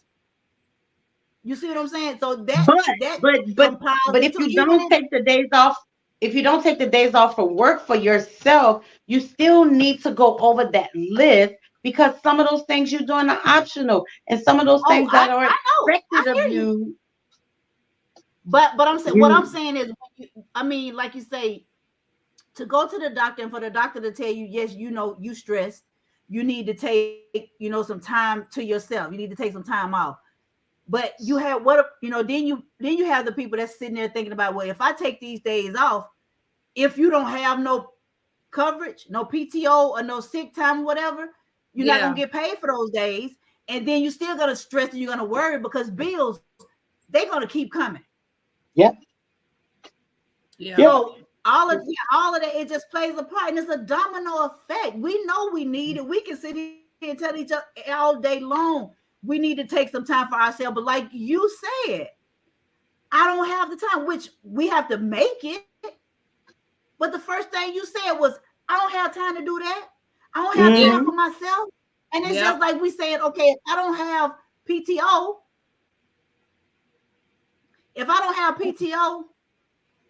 and I take time off, then I'm gonna lose money. If I lose money, I can't pay my bills. And if I can't pay my bills, then I'm gonna get put up. We done piled all of this shit on top of taking 2 or 3 days off. Mm-hmm. Yeah. We done stressed ourselves the hell out all over again when the doctor just said, hey, this is what you need to do in order to maintain your mental status. This is what you gotta do. But doc, hey, if I do this, I'm the sole breadwinner over here. Right. So if I don't have, and I know I need to, hey, my one thing my body will do, and it's not a good thing, everybody, but I know my body will shut down because I go. Yeah. I'm constantly on the go because you know what I'm saying? I think, and I think it's a fear of being alone, being with myself. You know, some of us have a fear just being alone with yourself because you don't want to have that conversation with yourself. Mm-hmm. So you just constantly on the go, on the go, on the go, on the go. But my body do it every time and say, oh, ma'am, I done told you to have a seat. Yeah. Okay, so you're not going to have a seat? Let me help you out. And then shut me down for 4 or 5 days. Yeah. So, yes, Toy, along with your thoughts, yes. So, in this 4 or 5 days, if I don't have the PTO, I ain't going to get paid. So now I knew I needed it because the body was tired. The body done shut down. So now I'm like, oh, shit. Now I don't even have. So now I done come out. I'm just tired, just mentally strained, just thinking, and that's how we do, like on the daily, we be like, yeah, damn, can I get a break? Yeah. Can I get a break?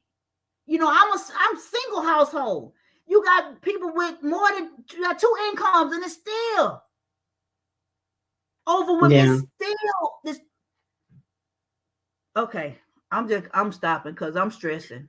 Just No, even having that conversation. but that goes along with the fact that, you know, that's why we have to set those boundaries so we can protect our mental, because we already got this over here.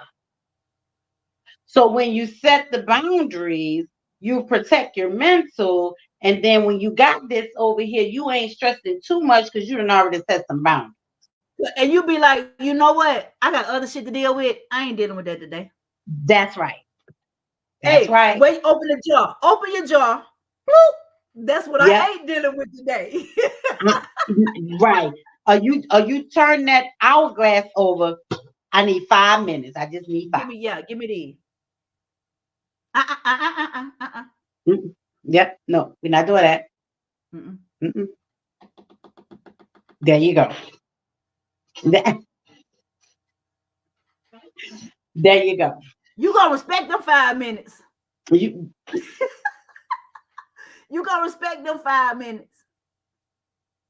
and the thing But is, they don't need to know why you and got the that's a five but minutes. that's a boundary too.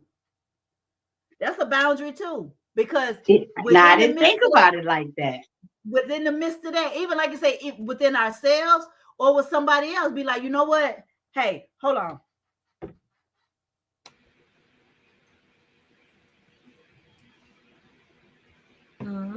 Mm-hmm. Yeah. Yeah.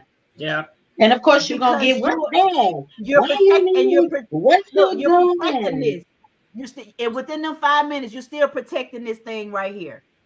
Yeah. And just go. Namyo Kyo. Just get in position. Just Get in position. and All right, just love you chill out. too. Love Yeah. you too, So Joy. Bye, it Toy. you just, we just gotta do it. Like Nike, just Yeah. do it. At Just the do end it. of the day, that's what it boils up to. Like I say, as hard as it is, and that's where we all come in as sisters, as we have to help one another. We We have do. Mhm, to we have to first ask, because that's hard. mhm, Yeah. That's one of the hardest. That's one of the hardest things that we have, that we do if we don't ask for help. If you don't know I'm hurting, if I Oh don't, my God.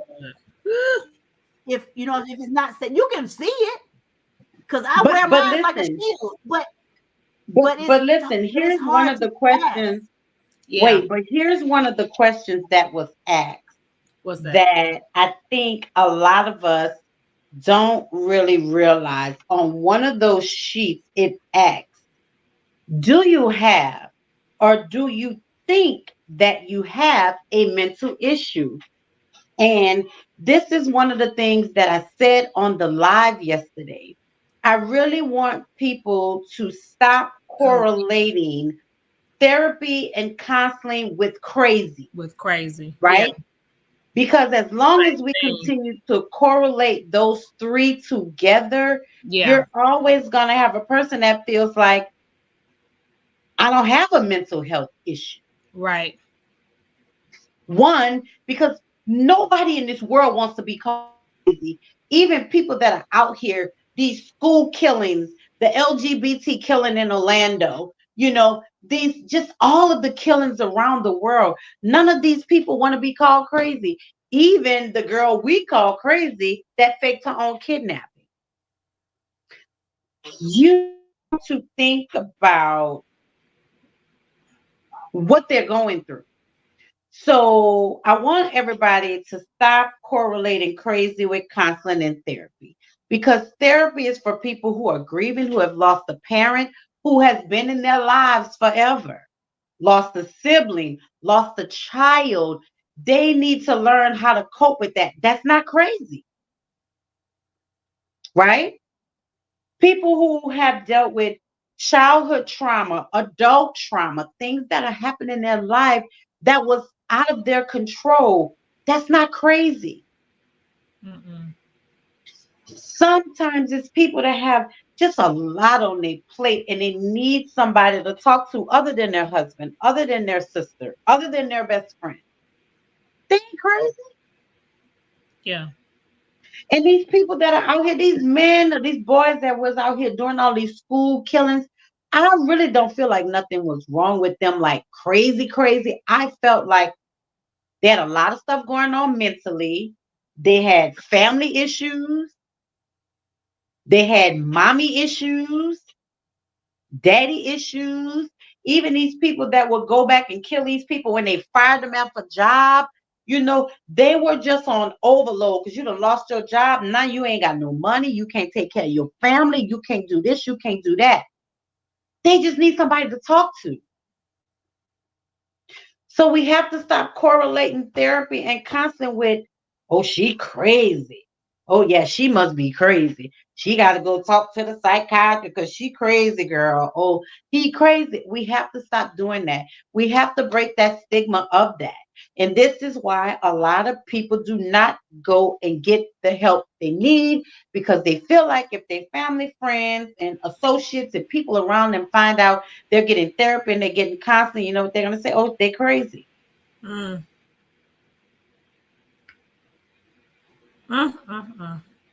We have to stop doing that. Everybody's not crazy.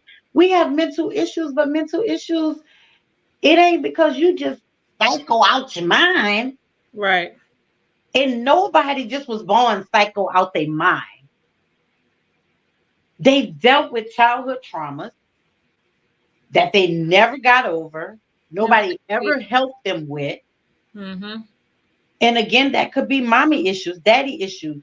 It could be abuse, sexual abuse, molestation. I mean, anything that nobody ever helped them with. And now they're angry.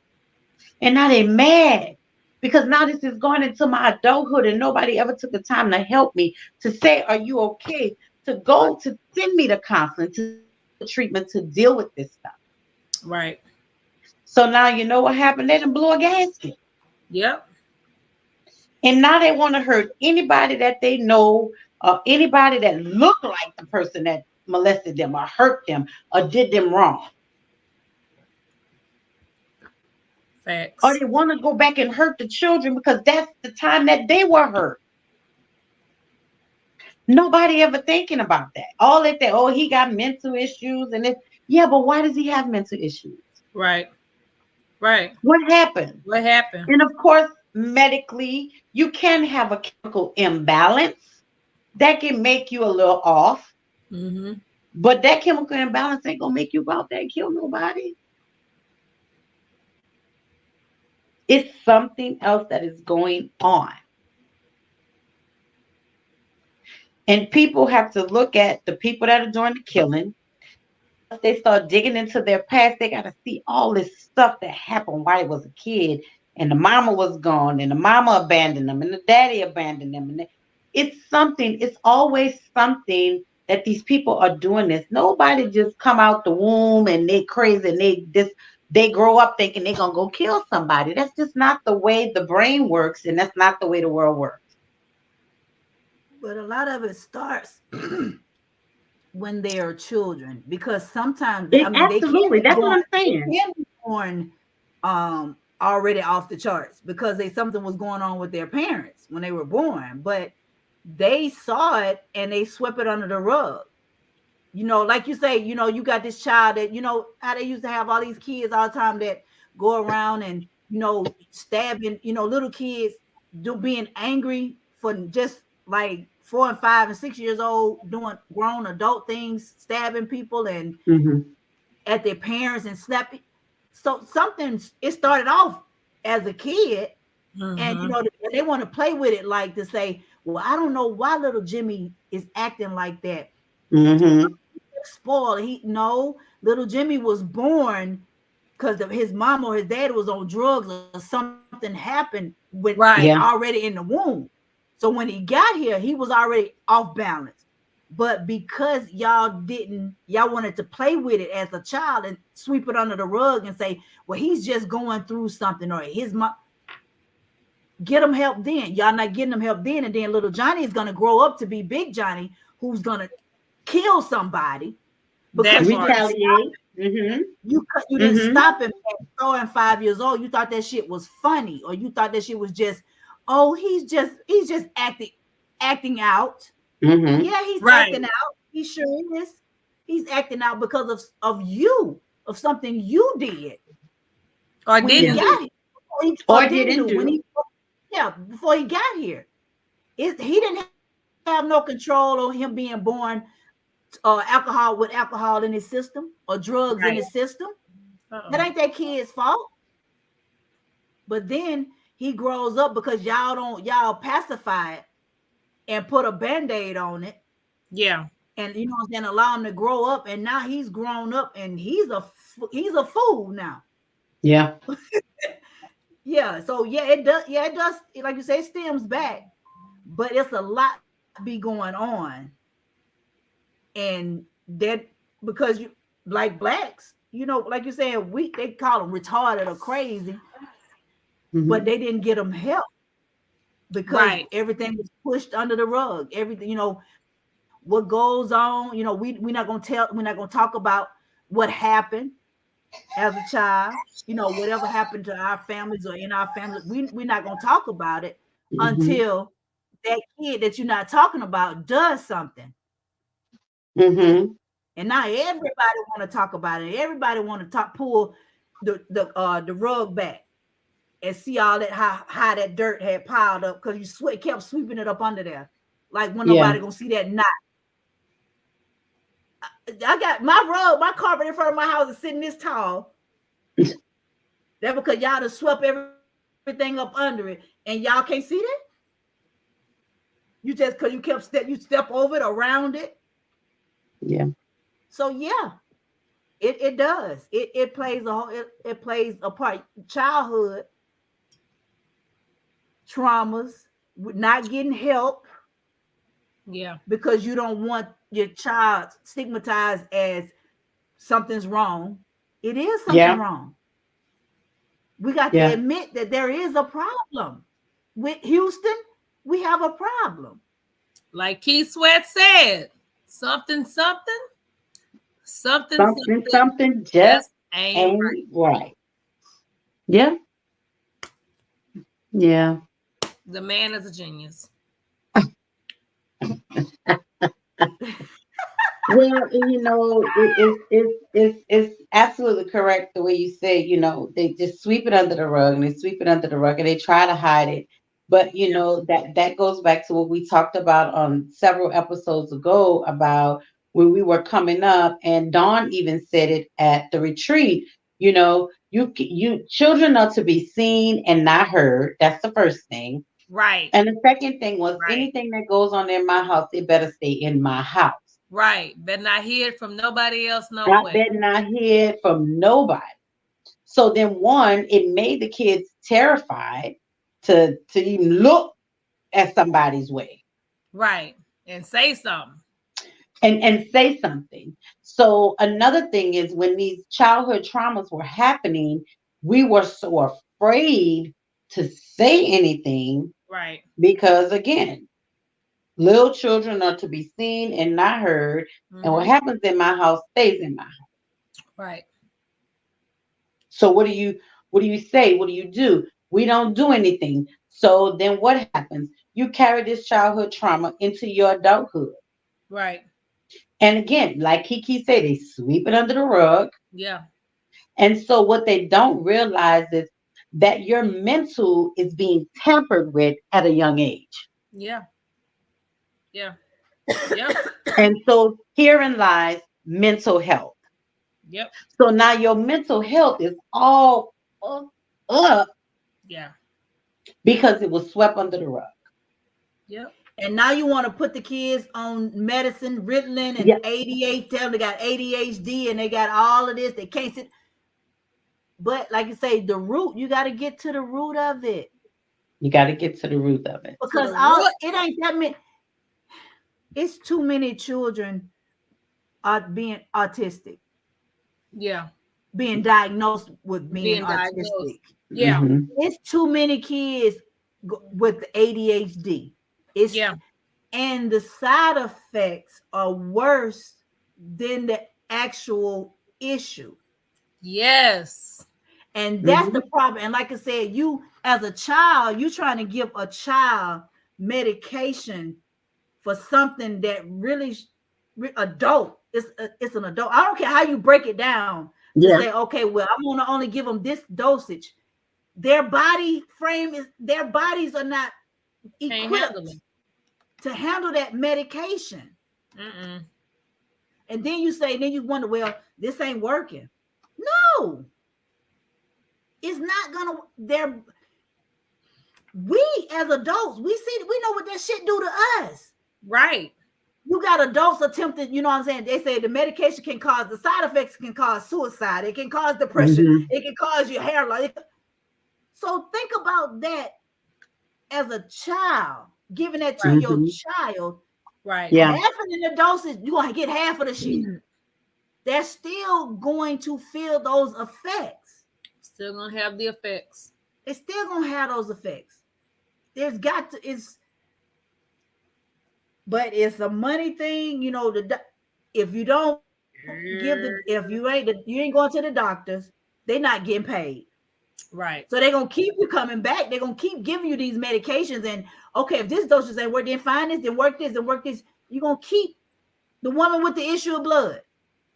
12 long years, he kept having her to come back because why? He needed that money. Yeah. He needed that money. And that's what it's all about. And it's sad because we are the ones that's suffering. Our children are the ones that's suffering. He too high, he won't sit down. Get him on. He got ADHD. Right. He's just gonna diagnose the child because he won't sit down. Right. Have you talked to him? Have you had a conversation with him? Have you did more than yell at him? Have you did more than cuss him out? You know what I'm saying? Yep. Yeah. Then you have to go back to the bloodline. What's going on with the parents? We getting together, nobody is checking each other's bloodline, histories, lineage. Ain't nobody checking for that. They just run here screwing like rabbits. And these children coming out, something's wrong with them because we didn't get checked. If you got sickle cell trait and he got sickle cell trait, guess what? The child is going to have sickle cell. Yeah. Right. Right. If you don't know you got sickle cell trait, ain't nobody check nothing. Because it ain't been checked.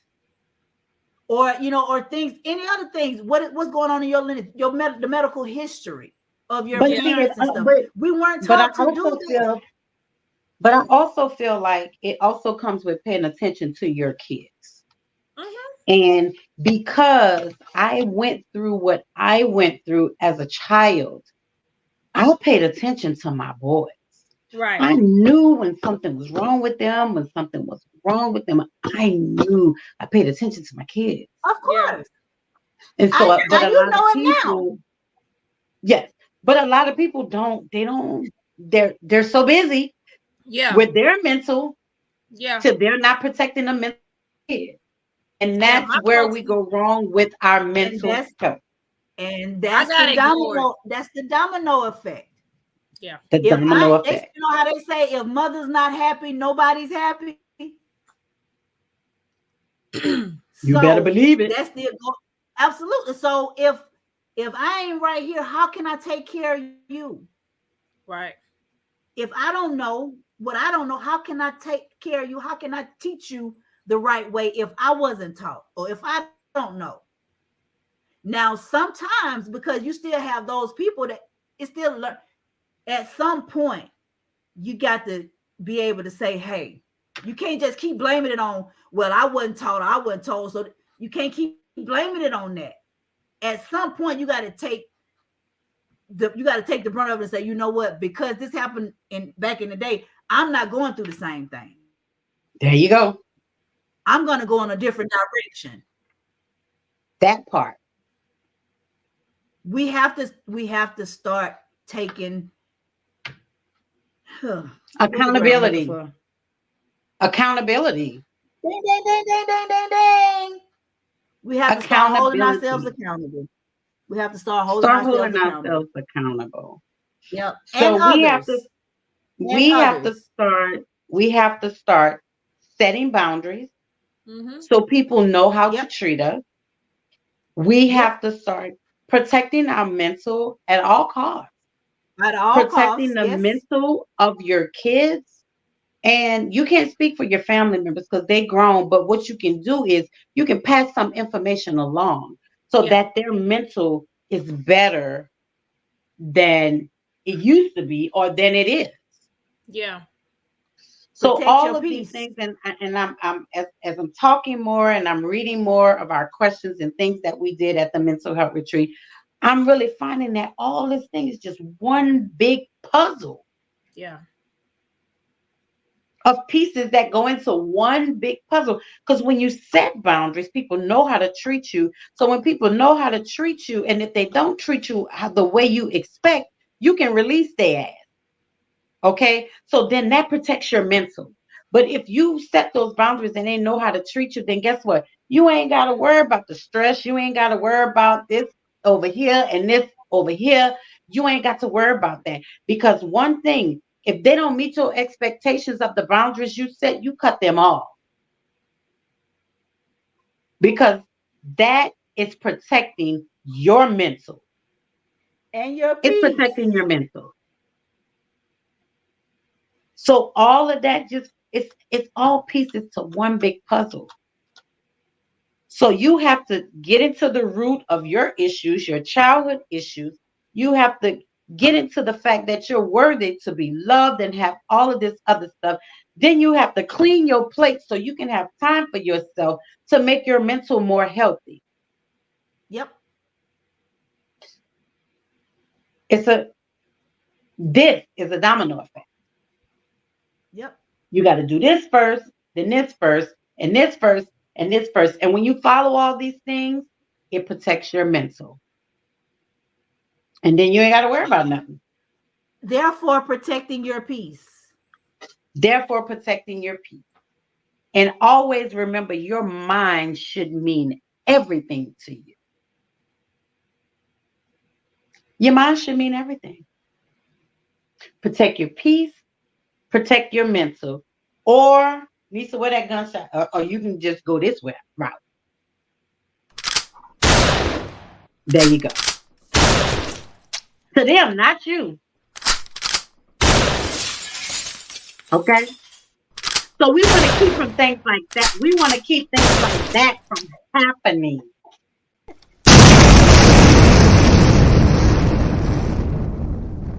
That one gets me. That one gets me. Right. But you want to keep things like that from happening. So listen, y'all. I will be putting out a flyer by the beginning of next week for my mental health retreat 2024. All of the information will be on there. We had an awesome time this year. Absolutely. I plan on taking this mental health retreat to a couple of cities, and I'm starting with New Orleans, Dallas, and Houston, Texas.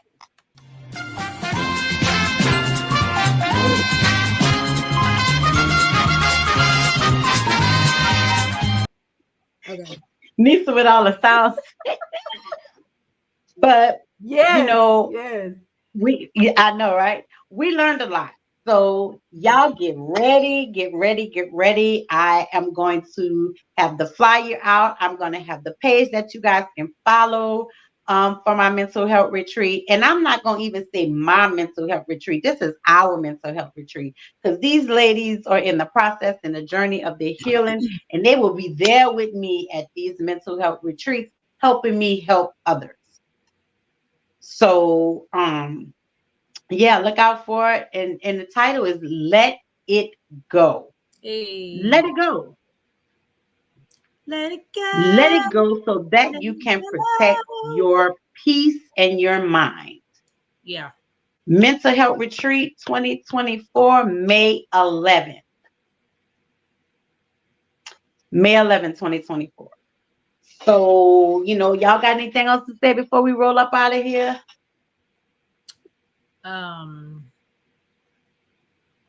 No. Except follow me on Facebook and Instagram.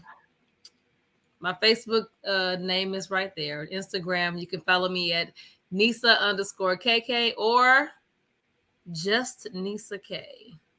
That's all I got. Oh, and on Eat and Drink with Me for my food blog. Eat and Drink with Me on Facebook and Instagram. And shouts out to 360 Vodka. Thank you for the featured drink tonight. 360. Okay, I'm gonna have to try 360 Vodka. This was the lemon. I did a pop-up review on my Eat and Drink with Me page. You can go and see what I thought about it. But yeah, we're always looking for sponsors.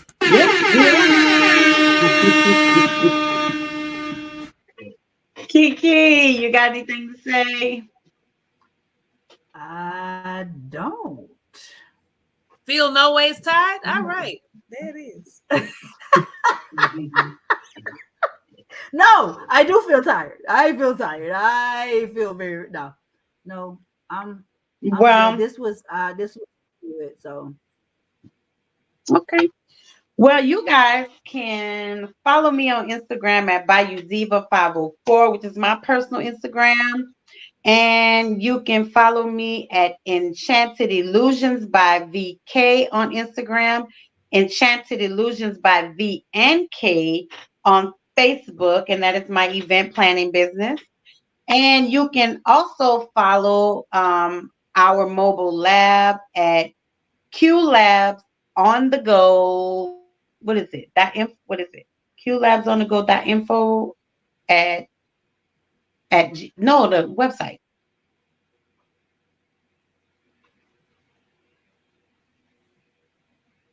So that's when we need the crickets. I'm gonna pluck your eye out. She's talking about that's when she needs the crickets. And look, she's playing them too.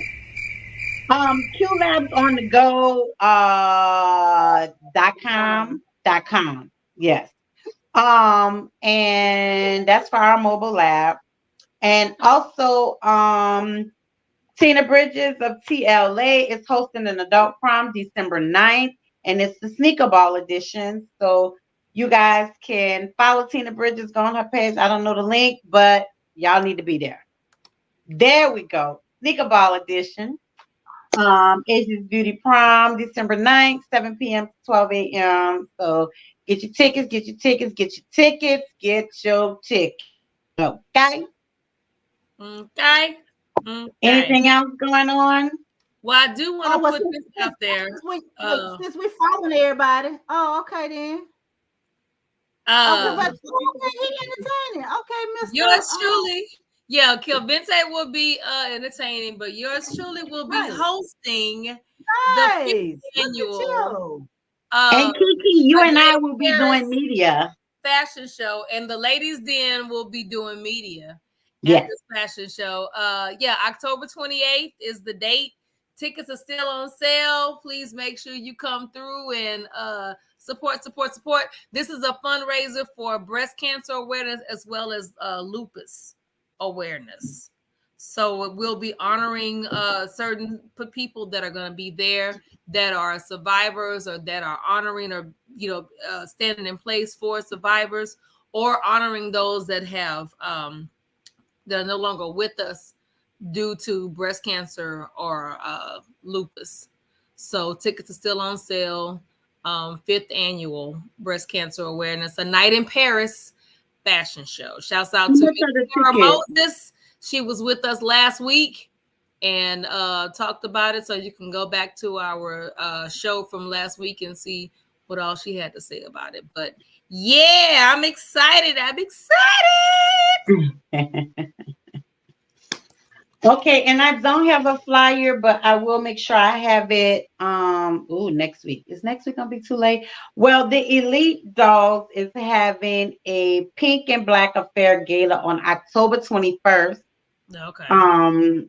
So you can follow the Elite Dolls on Facebook And you'll be able to get more information on the Pink and Black Awards Gala, October 21st. So, thank y'all as always for supporting and checking in at the Ladies Den. We sure appreciate you guys' support. And for all our den dwellers, our constant den dwellers, we appreciate you guys for sticking with us and always supporting us. Make sure, if you have not already, make sure you go and follow us on Facebook at The Ladies Den, Instagram at The Ladies Den 2023. And please, please, please go subscribe to our YouTube channel. And we are on every Thursday night from 7 p.m. to 9 p.m. Thank y'all for tuning in, and we out. Lady K, are you ready? I know she's ready. Hey. Key, are you ready? Bayou Diva, let them know that you're ready. It's Thursday we night. Might have to get a new outro got it locked into the Ladies Den. It's Lady K, Kiki too, plus the Bayou Diva. You know how they do. From breaking news to favorite foods. She was popping in the city, hot topics too. Advice for your issues if you need to grab a tissue. Just wait till a break. They may say something that'll fit you. Amazing guests live on set. You can laugh to your heart's content. They appreciate the love because it's truly a blessing. My name's Saga Boss and I approve this message. Ain't no room for hating. Enjoy the entertainment. You are locked in to the Ladies Den. So there's no confusion. They love what they do. You are locked in to the Ladies Den. The Ladies Den. Thursday nights, 7 to 9 p.m. Eastern Standard Time. Tell them Saga sent you.